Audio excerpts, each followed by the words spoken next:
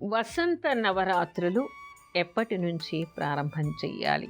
ఆధునికులకి వసంత నవరాత్రులు అంటే అర్థం తెలియకపోవచ్చు. ఇక్కడ మనకి ఉగాది నుంచే వసంత ఋతువు ప్రారంభమవుతుంది. ఈ వసంత ఋతువు ప్రారంభం కాగానే ఆ మొదటి రోజు నుంచి వసంత నవరాత్రులు చేస్తారు. ఎవరికి చెయ్యాలి, ఎవరిని అప్పుడు పూజించాలి అని ఆధునిక యువతకి ఒక సందేహం ఉండవచ్చు. ఇక్కడ మనకి అమ్మవారికి నవరాత్రులు చేస్తాం అంటే దసరాల్లో అమ్మవారికి ఏ విధంగా చేస్తాం, ఆశ్వీజ ప్రతిపద నుంచి దసరా వరకు కూడా అమ్మవారికి నవరాత్రులు చేసి, అలంకారాలు చేసి, చండీ పారాయణలు చేసి, సువాసిని పూజలు చేసి మనం పూజలు చేస్తూ ఉంటాం. నిజానికి మనకి శాస్త్రం ఏం చెప్తోంది? సంవత్సరంలో అమ్మవారికి 4 సార్లు నవరాత్రి పూజలు చెయ్యాలిట.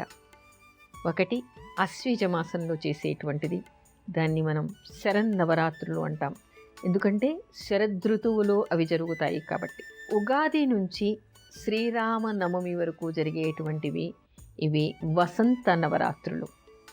అందుకని వసంత ఋతువులో ప్రారంభమవుతుంది కాబట్టి దీనికి వసంత నవరాత్రులు అని పేరు.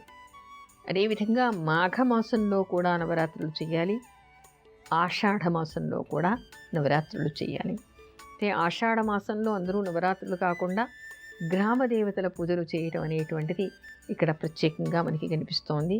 మాఘమాసంలో నియమనిష్టలు కలిగినటువంటి ఉపాసనాపరులు తప్ప ఎవరు మాఘమాసంలో సామాన్యులు చేయటం లేదు. కాకపోతే వసంత నవరాత్రులు ఎక్కడెక్కడ అమ్మవారి దేవాలయాలు ఉన్నాయో అక్కడక్కడంతా కూడా ఇక్కడ వసంత ఋతువులో కూడా వసంత నవరాత్రులు చేయాలి అని మనకి శాస్త్రం చెప్తోంది.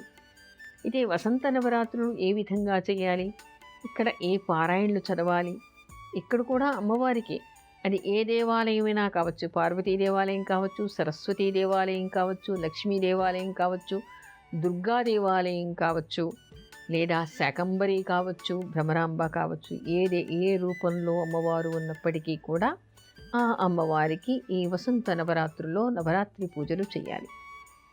అయితే దీన్ని ఏ విధంగా చేయాలి? ఉపాసన ఉన్నటువంటి వాళ్ళు ఇళ్లల్లో కూడా ప్రత్యేకంగా చేసుకోవచ్చు.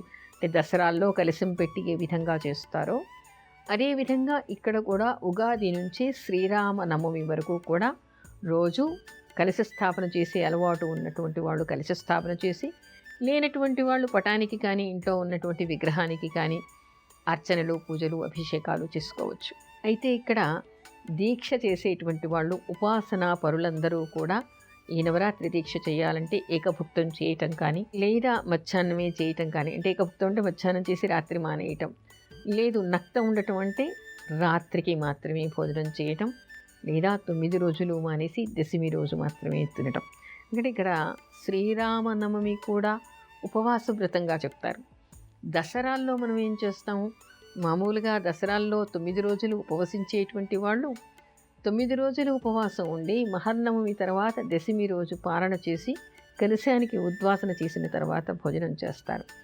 కానీ రామనవరాత్రులు అని కూడా దీన్ని అంటారు.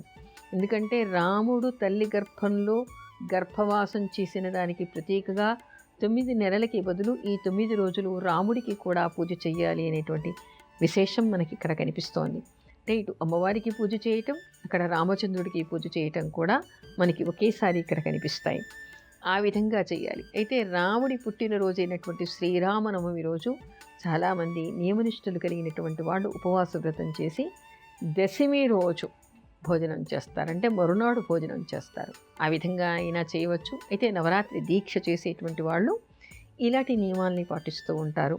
బ్రహ్మచర్యంగా ఉండటం ఇది మాత్రం అందరూ చేయవలసిందే. దీక్ష ఉన్నవాళ్ళు, లేనటువంటి వాళ్ళు కూడా పర్వటి రోజులు వచ్చినప్పుడు తప్పనిసరిగా బ్రహ్మచర్యాన్ని పాటించాలి అని చెప్తూ ఉంటారు.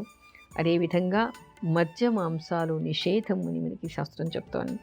కానీ ఈ రోజుల్లో మద్య మాంసాలు స్వీకరించకుండా ఉండటం, దీక్ష పూని ఉండటం, అదేవిధంగా రాముడికి సంబంధించినటువంటి రామాయణ పారాయణం చేసుకోవడం కానీ, రామరక్షా స్తోత్రాన్ని చదువుకోవడం కానీ, రామకోటి ప్రారంభించి రాయటం కానీ, లేదా రాముడికి సంబంధించినటువంటి శ్లోకాలు చదువుకోవడం కానీ విశేషమైనటువంటి ఫలితాన్ని ఇస్తుంది.